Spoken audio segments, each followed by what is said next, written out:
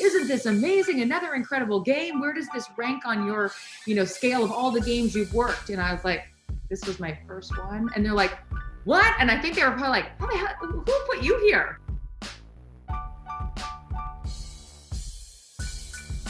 That was Charissa Thompson, and this is On the Bench with Mike Hall. That's me. The second you meet Charissa Thompson, you realize you'll never meet anyone like her again. She is high energy, charming, funny, delightful, engaging, and oh, by the way, one of the most successful folks in sports media. These days, she's the host of Fox NFL Kickoff, as well as the co-host of the podcast Calm Down, along with Aaron Andrews. But if I listed her slate of jobs she's held in her 15 years in the industry, we'd run out of time. The Cliff's Notes version includes she was a sideline reporter for us at the Big Ten Network and for the NFL and the NHL. Plus, she's hosted studio shows at ESPN, at Best Damn Sports Show Period, at Fox Sports Live, and the entertainment show Extra, along with much, much more. How did she start? Well, in just about a year's time, roughly, she went from being an HR assistant to a production assistant at Fox Sports in Denver to lead sideline reporter with us. In fact, she was on the sidelines for our first game in our network's history, otherwise known as one of the greatest upsets in college football history, as Appalachian State beat Michigan. The first few years of our network, she also hosted a show with me called Friday Night Tailgate, adding unpredictability to a show that was already run by improvisers like me, Jordan Klepper, Steve Waltine, and Tim Baltz, who are all used to not working off a script. On a related note, the first thing I asked her when we sat down the other day was if she could guess my personal favorite off-camera memory of her. Jesus, this could take a turn. Well, it has to be something to do with our tailgate show. Related to it, yeah.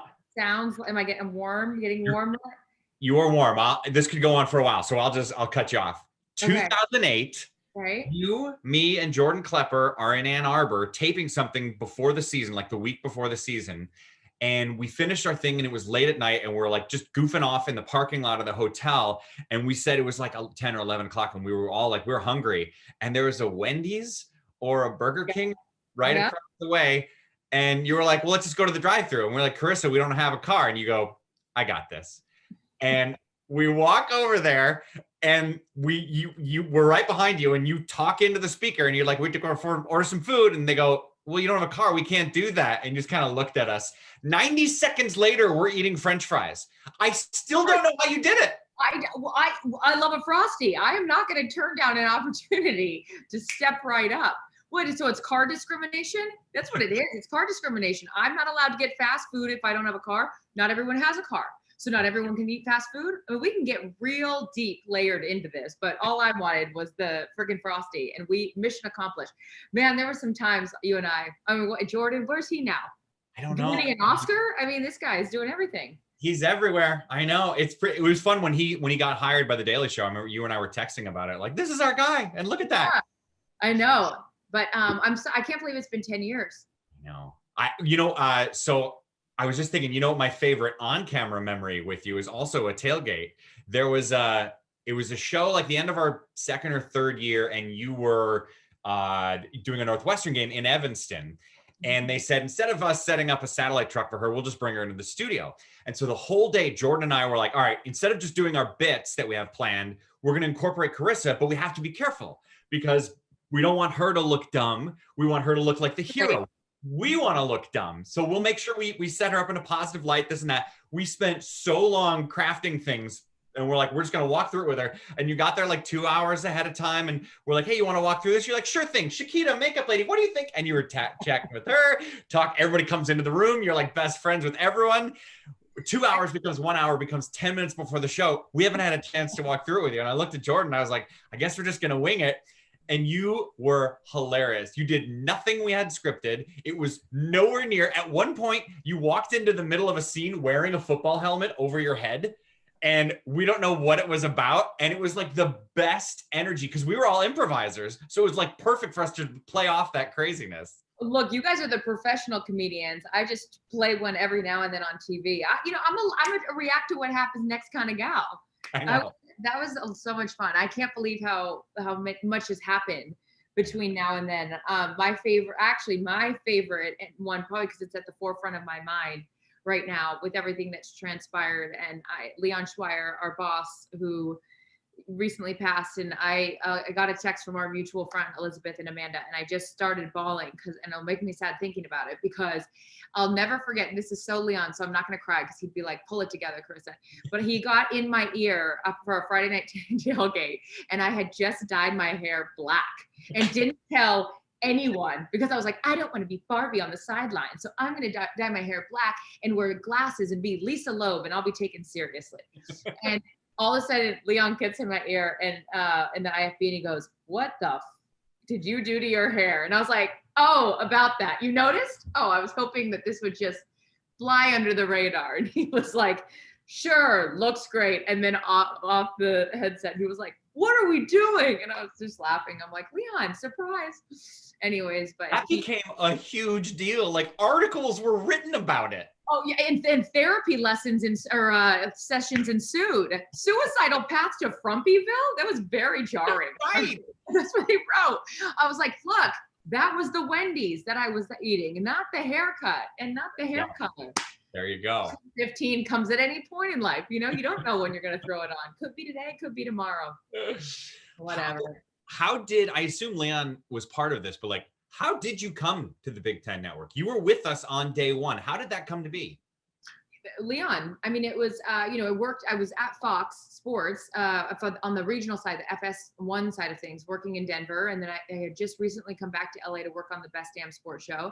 And then the launch of the Big Ten Network, and they were looking for a sideline reporter. And so I didn't know, I knew Bob Thompson, who was sort of like consulting with our powers that be at the time. And he was like, well, Charissa's doing sideline stuff for the Rockies. And so I know she wants to get into football. And then I think it just was a conversation. So Leon called me and he was like, have you ever done sidelines for football before? And I was like, no. I mean, I had worked like a college wrap up game here or there, like not actually on the sidelines for Colorado, for Buffalo's game, University of Colorado. But anyway, so my first ever game truly working sidelines was the Michigan App State game. And I will never forget when we were walking to the car, it was Tom Brenneman and Charles Davis who called that game. And they had just come off of doing the games down in Arizona for the BCS games. Right. So they had, whether it was like the Oklahoma, Boise State, like they had all these exciting games that they had just covered the previous postseason. And then they walked into this and they were like, isn't this amazing? Another incredible game. Where does this rank on your, scale of all the games you've worked? And I was like, this was my first one. And they're like, what? And I think they were probably like, how the hell, who put you here? Chick? So yeah, I got really lucky. And so much of that was in part to just, Leon being like, sure, give her a shot. So well, let's stay on that day, because that was the day that we went from a joke as a network to incredibly important. And like you said, you were there calling the action with those guys. Like, do you remember at what point did you go, oh my, this isn't just like a first quarter lead, this is gonna happen? Oh, I mean, even at halftime, where my responsibility is to track down Lloyd Carr prior to, that you set which coach you're going to talk to at halftime first. And naturally, and we're in the big house, I'm going to talk to Lloyd Carr first. And he wanted nothing to do with me, because even at halftime, he's probably like, what the hell's going on here? So I was like terrified. I mean, it's the legendary coach that he was. And so I was like, nervous for that. But even further back, Mike, like I remember rehearsing I don't remember my name half the time. And I remember rehearsing my open for that game, and Boone, North Carolina, it was, you could rob a bank in Boone today because everyone's going to be watching this game. And as the game progressed, and I was like, oh my God, oh my gosh, oh my gosh. And then obviously late into the fourth quarter when, the back and forth of the field goals and all this stuff. And I was like, well, I mean, luckily I had some semblance of an idea of where this would register in terms of like, biggest upsets, because of how, that team was stacked. It was Chad Henne and Mike Hart and Jake Long. I mean, they were supposed to go on and win the national championship, or at least even be in that conversation. And then I think the next week they went and lost to Oregon or something. However it transpired, it was quite the way to start off my gig. Well, welcome to being a sideline reporter, the greatest upset in, college football history. But I remember people were yelling at me though at the big house, which was so weird. They were like, this game's on the Big Ten network and we can't see it. I'm like, you're here, so you can see it. Calm down. But people were really upset about it because, we were a brand new network and, it was the whole cable deal and everything of like getting the channel. So yeah. I mean, what was it like for you in studio? It went from like, okay, we got to make sure we know what we're doing because it's our first Saturday, to every media outlet in the country is calling us asking for the video. Sure, yeah. And like, I remember Leon and Mark Silverman and all these people were having these discussions about like, well, if we let them, how much time do we give them? And where they have to put the Big Ten Network logo? They have to, courtesy it so people know to like it. All of a sudden went from like, all right, let's make sure we know how to do this, to all hands on deck. Where totally. it's a huge it's a cool way to start it off. You mentioned the players like Mike Hart. Do you remember any? Because you did some basketball too, right? Mm-hmm. You did some basketball for us too. Was there any player in the Big Ten when you were there that you were like, I loved interviewing him? This guy just stuck out. I always enjoyed, or a coach, if it wasn't a player, if there was a coach that you were like, this guy was always great. Bo Ryan. I mean, Bo Ryan was a time, Tom Izzo. I mean, that whole group of coaches when I was there, I mean, that was just on the basketball side or in either one. I mean, I'm glad you brought up Bo because I did sidelines for us too back then. And like Bo was great because he was a smart ass and he didn't want to talk to you, but he saw it as a way to be a smart ass. Totally. And if you could get like you had a chance of getting a good moment out of him, which was always fun. Yeah, that's funny that you say that because I remember one time I was like, oh, what kind of adjustment? Generic question in my second year of doing this. I was like, what kind of adjustments are we going to make at halftime? And he was like, what kind of adjustments would you make? And so I was like, well, coach, right now your zone defense is I didn't say, but I wanted to. I was like, we got to switch to man to man. Like I rattled off something and he kind of like looked at me because luckily it was the sport that I had played. So I did know, defensively adjustments that needed to be made. Like your boxing one ain't working. He's like, what? So, things like that, which was fun. And then I think, you hopefully earn the respect. But yeah, I mean, there was lots of times. Gus Johnson still, Gus, and we love Gus. I mean, he holds on to a story, but he was actually just brought it up the other day where I was, this was I'm a sideline reporter and I'm going to try to be really cute and wear these 7-inch stilettos. Now I'd make fun of that girl. I'd be like, what are we doing here, sweetheart? Let's put on some Converse and keep it moving. But I wore these like massive stilettos and I was shooting around before the game, like out on the floor in heels. And, I don't know. So just even stuff like that was like fun for me. Right. Yeah. You mentioned the big house earlier. Give me the Big Ten atmosphere, basketball or football, that left the biggest impression on you. Just saw it actually on Fox over the weekend, the aforementioned Gus Johnson and in the booth with Joel Klatt and Jenny Taft working the sidelines, the jump around at Wisconsin. I mean, Camp Randall, it was watching that gave me chills and I wasn't even working the game, just to see all these kids back in the, stands and football where it's supposed to be with, everybody, just enjoying it. And yeah, I mean, it's hard to, when it hits Cypress Hill's music in that song. So yeah, it's probably Camp Randall. I mean, the big house and the horseshoe for all, that came with that. Jim Tressel. I mean, some of my, moments of being way out of my league was a Jim Tressel, like halftime interview. But yeah, so those memories stick out, but Camp Randall for the atmosphere. I'm tempted to say, could we combined name all the Big Ten football coaches from 2007 accurately? You're better at this than I am. I don't. You would. By the way, we know who would win this game show. You would. I just remember the people I was terrified of. Who terrified you the most? Jim Tressel. Oh, well, yeah. Yeah. But he had a sweater vest. That's gentle. That's warm. No, I was terrified that he was going to look at me like I'm an imbecile. Yeah, I mean, I'm trying to think. I wouldn't know Illinois. Was Zook there in 2007? He was there, but I don't know if it was 2007. I don't know. Minnesota. Oh my gosh. The biggest blooper I've ever had on television was a Minnesota game. Hit me. Are we allowed to say, well, no, I'll bleep it out. Okay. I'll leave it out. Like I'm editing this, but I'd be happy to. I'd hand it over. I'd be happy to edit. Good at it. So Minnesota, obviously, Golden Gophers, an outside game. They didn't have a roof. Minus however many degrees, and instead of saying play clock, I said something else. And my mouth is frozen, and so I'm trying to correct myself. So it's coming out the same word over and over and over again. And finally, I think Brenneman was like, "All right," and we'll send it back to the studio or whatever it was. I was like, "So you didn't want?" Got it. Yeah, I can relate. My first play-by-play game for the network, I said shot clocked, except I didn't. There you had the same blooper? Yep. See, yeah. good.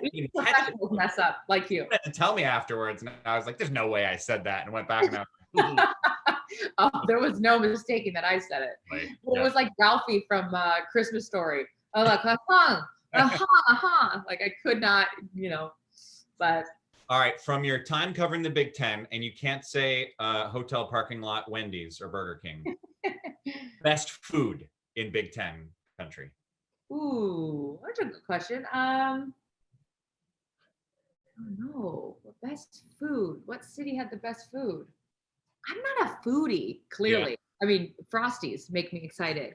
We had some good, the tailgate food, like any kind of tailgate food. Did you get in on a tailgate food, like walking into a game? Hell yeah. Yeah. Are you kidding me? Well, yeah, you're you. You could go to a drive-through. Yeah, please, I wouldn't know a Toro if it hit me in the face. I'm not a foodie person. Are you?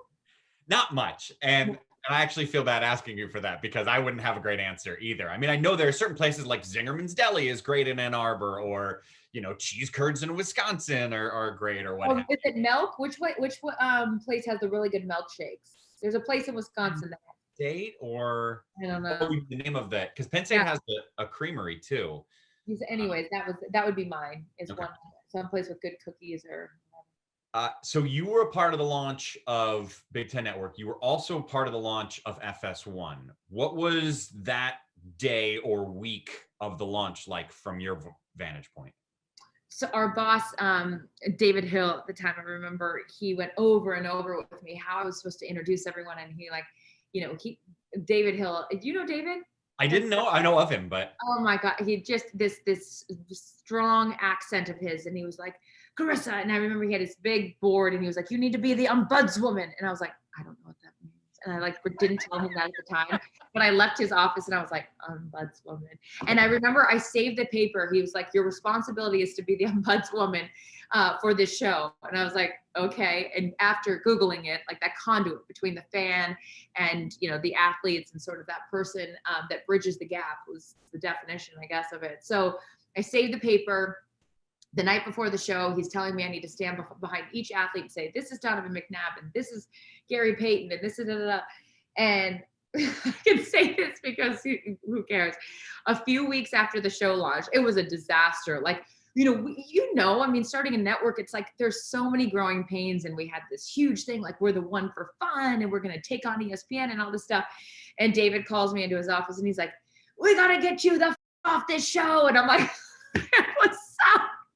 it was so funny in only the way that he could. Like, he was so meticulous about my introduction of the guys. And then it was because we were just floundering. He's like, "We got to get you off this show." And I was like, "No, David, we need to take a beat, regroup." But I just loved his honesty. It was like so who he was. Yeah. Needless to say, there was, yes, of course, there's growing pains, but I found so much joy in doing that show, even if no one was watching some nights, because I love making mistakes and calling attention to whatever they may be. It's live TV, right? It's live TV, and I remember, and this better than anyone. Like I never. Well, I would hope that my reputation is like camera guy, audio guy, person in the control room. Like, you're never bigger. You need every teleprompter. Always ask who's running the teleprompter, their name. Like, don't say, "Hey, you roll up the like." Screw you. Like, each person on that set, you need to know what their name is.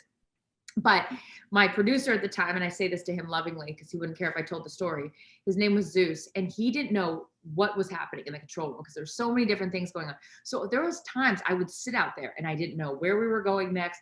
And so I said to Zeus in a break, I go, "Zeus, you leave me out here one more time and don't give me direction." I said, "I'm gonna call you out." And he was like, okay. Sure enough, come back from a break. I'm sitting out there. I don't know where we're going. And I was like, hey, audience at home, all three of you, we're going to sit here until Zeus in the control room figures out what the hell's going on. So we just sat there. We sat there and we sat there. And then finally he's like, okay, go here. And I was like, oh, Zeus says that we can go to the big board. But I'm like, I love that stuff. And I love uncomfortable situations and like trying to MacGyver out of them. You know, I always feel like we make flaws as sportscasters, especially doing studio shows. If you be like, we have to make it perfect. Like, no, let it feel live and people will appreciate it. That's what I never met Jay and Dan, but I thought you and the two of them were so great at like, just this is the moment. And if something stupid happens, we're going to call it out. We're going to make fun of each other and then we'll move on because it's sports and who cares? And like that joyful energy is so valuable, I think. Well, that's your forte, which I appreciate, but that comes from your improv. Right. You know, like that's what you're doing, right? I mean, you're having to adjust to whatever's happening next, or I don't know, what's the exercise in improv? I guess there's probably a real name for it, but like you start a story and then you pick up from where I left off. Yeah, is that actually the concept is called yes and. So no matter what you say, I agree with it. I say yes and I add something on to I love that. I think it's so good. And in fact, I actually would maintain, and correct me if I'm wrong, because it's your background, that anybody that wants to get into TV, especially live TV, doing improv would be an incredible learning, you know, tool for situations like that, because you don't know what's going to happen. I absolutely tell young people who are trying to get into the industry, I'm like, a journalism degree is very important. And it's great. Go get it. Also, maybe as important was me doing improv. Like, I don't have a journalism degree. I know everyone's going to find that hard to believe because I'm such a journalist, but I didn't have I got all my broadcasting experience came from doing internships, and you know, you can figure out where to look. I mean, I'm not a writer, so I probably would need it for that. But yeah, I mean, I don't know. I just think that it's a lot of live TV is a lot of react to what happens next. So, well, you did. So you were part of that great, I thought it was great, the launch of FS1, and it got to a point where I'm just ripping on it. No, because it was that first, I always think about it like this. It's that first year for a football team or basketball, baseball team that's like, hey, we're putting a bunch of things together and we don't know what offense we're running. We don't know what routes everyone's running. And so this is going to be a little chaotic until we have some time together and learn how to do it. But yeah. But then your next big step, and I left out when you went to ESPN, which was before FS1, but that was a big step too. I remember talking with you in our makeup room at the Big Ten Network about it. Yeah, I was like, you've been there, tell me. Yeah. Hey, and I was like, I think you'll get better at the job, and I think you'll hate living in Bristol. And somehow you were there like a year or two, and you were gone right away. I did win the ESPN lottery because I mean, the show that I was on, that I went there to be on, was Numbers Never Lie. Right. That show morphed into His and Hers with Jamel and Michael. And so then when Michelle left, I took over Sports Nation, and then Sports Nation got relocated to LA. And I was like, peace, I'm out. I'm in and I'm out. And it was, you know, I didn't have, you know, there's a lot of stories about people's tenure at ESPN, and some good and some bad, like every place that, you know, anyone could work. I worked at Starbucks, and I can tell you good times there and bad times there. That caramel macchiato, are we putting the caramel on the bottom first? Is it over the top? I don't know. No, we got to put the shots over the milk. I mean, come on, folks. The 1.5 Splendas from the woman in Corona Del Mar off Marguerite. I'll never forget that. 1.5. How do you know that it's 1.5? Anyways, but yeah, I definitely learned a lot, but my experience there, I was acquitted. I was at the kids table at ESPN. Right. I'm not hosting 3-hour sports centers. I remember my girlfriend, Sarah Walsh, who no longer works there. She's with me now at Fox and at NFL Network, but she'd be over there like writing 3-hour-long sports centers. And I've now made my 7th trip to Starbucks. And she's like, well, are you work? And I'm like, oh, what are you doing? She's like, writing scripts. I'm like, oh, I got a cheers, a tear, and a jeer. So that's all I do at ESPN. Yeah, right. So anyway, so you're at FS1, and then Extra comes into your life. So I have 2 questions on this. First, how did that come into your life? And second, how did you get bosses to be okay with you doing what is a full-time job and then doing another full-time job? Because I know a lot of bosses would be like, you're not doing that. Yeah, it's a huge testament to Fox, because I mean, look at people, you know, that I work with on a Sunday. Michael has 10 jobs. Terry Bradshaw just texted me. He's doing a one-man show literally one-man show in Las Vegas. And he was like, big night last night at the MGM. The bosses were there. And I'm like, this guy's touring the country and then showing up on Sunday. But, you know, they're so encouraging of us having other things so long as it doesn't interfere. That was a time in my life, I'll back up. Extra came about because they were looking for someone who had live TV experience. And so I auditioned, and I'll never forget my audition. It's apparently how I got the job. My then boss, now still boss, because I work there as I guess as a Vegas correspondent. I just feels different when I'm not there full time. Anyways, Lisa Grigorich, she's like, your audition will be a real interview. So I had to do an interview with David Duchovny. Now he's notorious to be a difficult interview. He's going to give you one-word answers. He's not going to, give you a lot to work with. So I get the agenda questions, and normally I would come up with my own questions. But at this point, it's like, you guys gave me these questions. I'm going to ask these questions and go with it. So you'll appreciate this. So I'm like, okay, memorizing my questions, and I go up and I'm like, okay, talking. And I was like, oh, so you speak multiple languages? And he goes, no. And I go, hola. Anyways, and then I asked another question, and then another question came up, and I was like, so you're a big fan of pulling pranks on people? And he goes, no. I go, gotcha. Half these questions were wrong. We're not like, your cat's name is Susan. He's like, don't have a cat. Oh. I was given the wrong questions. Not on purpose. But I couldn't get out of there fast enough. And I walk off, and I'm like, well, I didn't get the job, naturally. My boss calls me immediately, and she goes, you got the job. She says this. She goes, you just got the job with how you handled that. I cannot believe they gave you the wrong questions. You're hired. And I was like, oh my God. I literally thought that, I was like, there's no way I'm going to get this gig. She was like, your ability to get out of that, going back maybe to the, live TV experience, I guess. And, but yeah, so that happened. And then, a lot of that, I feel like I would always say this to my boss. I was like, I don't like entertainment, but I like people.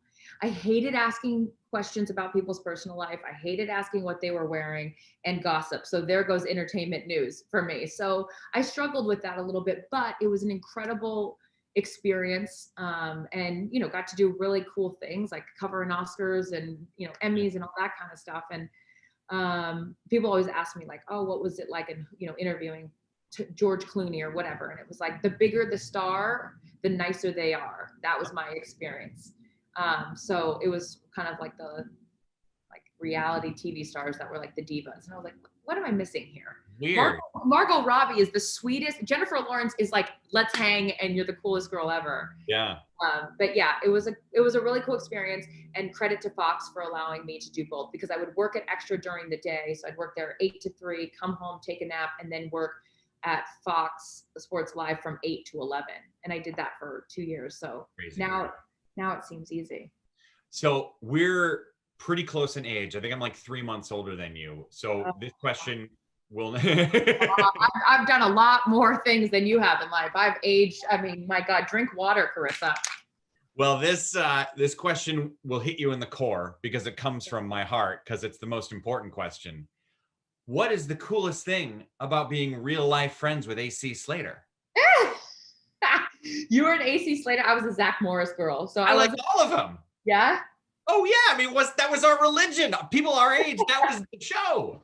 When I remember growing up, my friend Amy and I would always play whatever, like it was like school or it was, store or whatever. We made a little video. So I actually made a video with her because I always wanted to be a sports broadcaster. And so her and I did, took our parents' old video camera or whatever and made these cardboard cutout box things that we taped to the ceiling, and we put a string on it. We pulled it down for the graphic box next to our head. And then we did a weather segment where we put my parents' hot tub on and like the eye of the storm, we like filmed it. Like it was like this whole thing. Anyways, I was Rebecca. I always wanted, or not Rebecca, excuse me. She was Rebecca. I want to be Kelly. And It was from Kelly Kapowski. So those names, Mario's great to this day. I mean, I could call him or text him for anything. This is why Mario and I got along really well. I didn't want to be the star.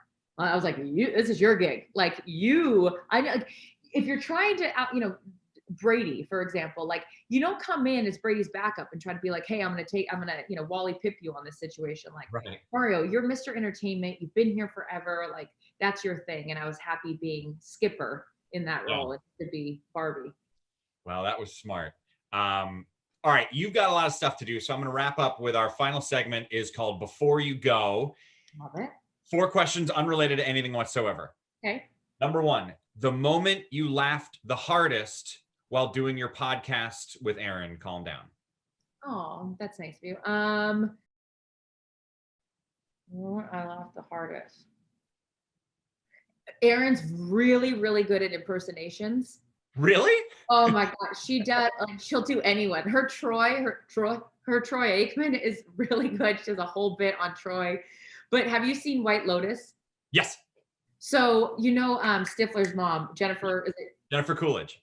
Yes, thank you. See, that's why entertainment. Hey, extra, call me. Yeah, exactly. I actually went to go do an interview with Charlie. I still don't know his name. Is it Hunnam or something?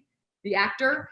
Anyways, he's a big time actor. And I was telling Sarah, I was like, I'm going to interview Charlie Hunnam. And she's like, that's not his name. And I was like, Jared Saltilamacchia. It's like, whatever. So I think it's when she did Jennifer Coolidge's character in White Lotus, where she's like, my mother's ashes. I gotta spread my mother's ashes. Like I didn't even do it justice. I was peeing myself with it. So yeah, probably her impersonations and anything is funny. Oh, that's great. All right, number 2, best advice you've ever been given. Oh, that's good. I've been given a lot of good advice, but I would have to say 2 things. Jalen Rose told me, appreciate your position, but plan your promotion. So that's always sort of challenged me to think about like doing other things, like even something like extra, not just be content to stay in one arena. And then I think the other one is from my father, who would say, you don't need to tell people how great you are. If you're that great, they'll figure it out. So I think some humility can go a long way in this thing. And always remember that you're on this side of the rope. I'm interviewing people over there or on the field. And so the minute that you think that other side of the rope is, stardom, let's bring it down a notch. Yeah. That's good. That's smart. Number 3, give me your favorite age in life so far. Hopefully the next year, it's like Brady being like, what's your favorite ring? He's like the next one. If I look back, I think, obviously it was fun. I made a lot of mistakes and drank too much. And I still probably drink too much, but I've done a lot of things, but I don't think I would change any of it. I'm excited for these various chapters in my life. I did a lot of stuff and I don't regret any of it, but yeah, I just hope that I can continue to enjoy the ride. That's what it's all about. No, the correct answer is 28. Ah! And the final question, you have to answer. Okay. Have to. I'm making you pick. I'm pimping you out. You have to do it. Great. What do we got? The most famous person that was at your wedding. Oh, that's not gonna. That's a terrible question, Mike. Because no one was at my wedding because I didn't want, because I only had 13 people there. My sister and my brother weren't even there because of COVID. I didn't, I was married before and that was a huge mistake.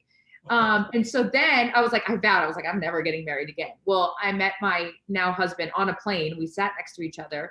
He's a good boy from Iowa. He wanted to get married. So I was like, fine, I'll do it. Well, then COVID happened. And I was like, dude, we're getting married now. So we don't have to invite anyone.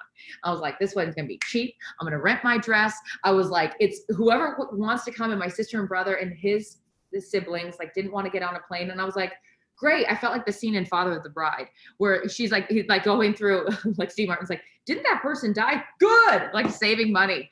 Like it's just one of those things where weddings aren't a big deal for me. Yeah. Yeah. All right. Well, yeah, that's a terrible question. You're right. Yeah, this is what happens when we don't stay in touch better. Okay. Then I don't realize there were 13 people at your wedding. 13 people. Well, 11 too many. No, I'm just kidding. Or 10 more than my first wedding. But yeah, no, it's, I like going to weddings. That's the same way as parties. I like going to parties. I don't like hosting a party. What's the best wedding you've ever been to? I was going to flip it to you. Say most famous wedding you've been to now that you're all fancy pants with Hollywood friends. Not fancy. Aaron's wedding was a good one. I bet. I wasn't dating anyone at the time. And so my plus one was always Larry, David, whatever, like we went to do something, like he's not with someone, I was with someone. And so I was like, Larry, Erin's getting married. And he's like, where's she getting married? I was like, Montana. He goes, Montana, it's going to take forever to get there. And so I was like, okay, well, what do you want to do about that? So funny story. So he gets a private plane. I was like, score, this is the best plus one ever, right? So we take a private plane to Erin's wedding. It's like, you know, Troy's there and Strahan's there. It's like a whole thing. And then on the way back, I think he wrote an episode about this. On the way back, all these people were like, hey, can I get a ride with you? Can I get a ride with you? And I don't watch the show because it's uncomfortable for me, because I'm like, dude, I know Larry like outside of that, so I don't watch it. But someone's like, I think he wrote an episode about, or a part of the episode about people getting on private planes with people and not paying their like allotted sum. And I was like, I didn't pay any for that, but whatever. Anyways, thanks for being here. That's amazing. Yeah, he's a good plus one. Well, you're the best. Great reconnecting. Thanks for giving us some of your time. Thank you for having me. I mean, let's not have a podcast to catch up, or let's do. So to recap, she got her extra job by being cool under pressure in an interview gone wrong.